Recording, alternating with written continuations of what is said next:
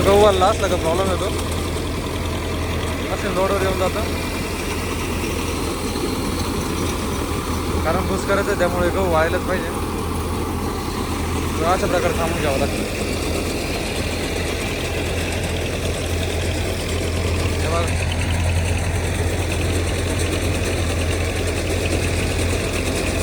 अशा प्रकारे वल्ला असला तर गहू जास्त प्रॉब्लेम येतो.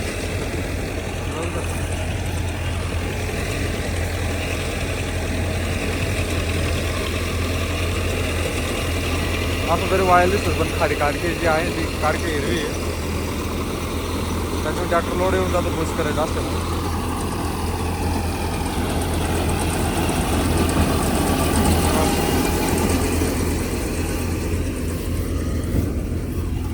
अशा प्रकारे होतं.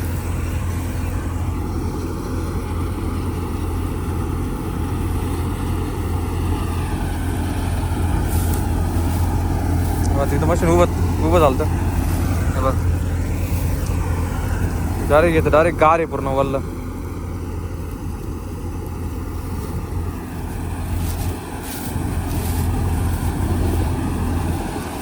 वल्ल गहू अजिबात चालत नाही मशीनला. हे बघा खूपच वल्ल एकदम गार आहे. डायरेक्ट असं पाण्यातून काढल्यासारखं बाहेर. या मशीनसाठी गहू वाळायलाच पाहिजे आणि वाळायलाच गहू लागतं मशीनला. म्हणजे भूस पण बारीक होतं आणि मशीन पण फास्ट चालतं. काय होतं वरलं गहू असलं तर लोक या मशीनला गहू खास भुसासाठी काढतात. भूस बारीक झालं पाहिजे किंवा मग जनावरांना भूस पाहिजे त्यासाठी या मशीनला गहू काढतात. काय होतं वल्ला असलं का असं प्रॉब्लेम येऊन जातो. वल्ला असलं जास्त खालून पण घेता येत नाही आणि भुसाची पण क्वालिटी येत नाही. भूस बारीक होत नाही पाहिजे तसं. जेवढं गहू वाढेल तेवढं भूस बारीक होतं तेवढी क्वालिटी येते.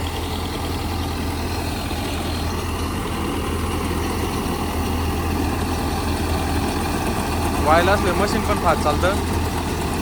सगळ्याच गोष्टीचा फायदा आहे. गहू पण भारी निघत्या, डिझेल पण कमी लागतं आणि गहू पण जास्त खालून घेता येतो.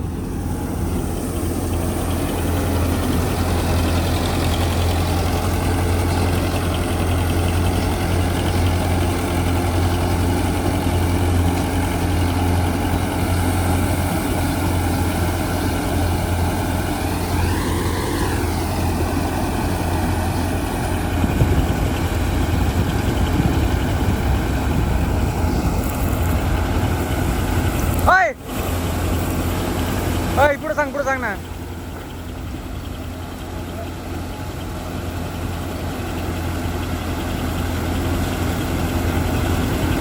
मोठ्या हार्वेस्टरपेक्षा मशीन चालवायला पण अवघड आहे आणि अंदाज पण येत नाही. या साईडने ड्रायव्हरला सगळं दिसतं पण त्या साईडने अजिबातच दिसत नाही.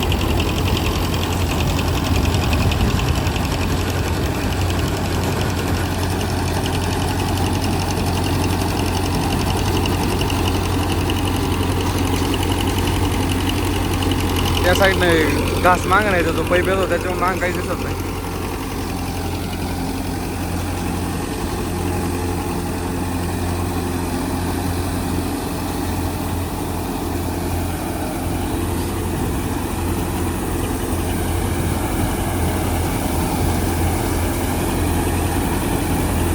या मशीनला 5.5 ते 6 क्विंटल क्षमता असते. दाण्याची पेटी दिली वर आणि भुसाची पेटी 3 क्विंटल वजन. 3 क्विंटल वजनाचा भुसा बसतो याच्यामध्ये.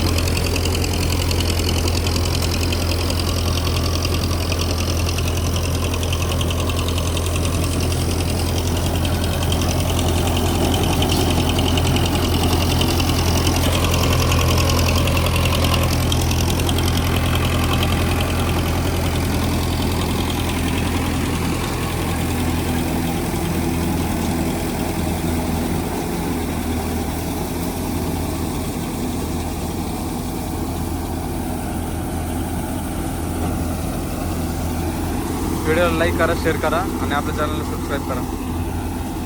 धन्यवाद.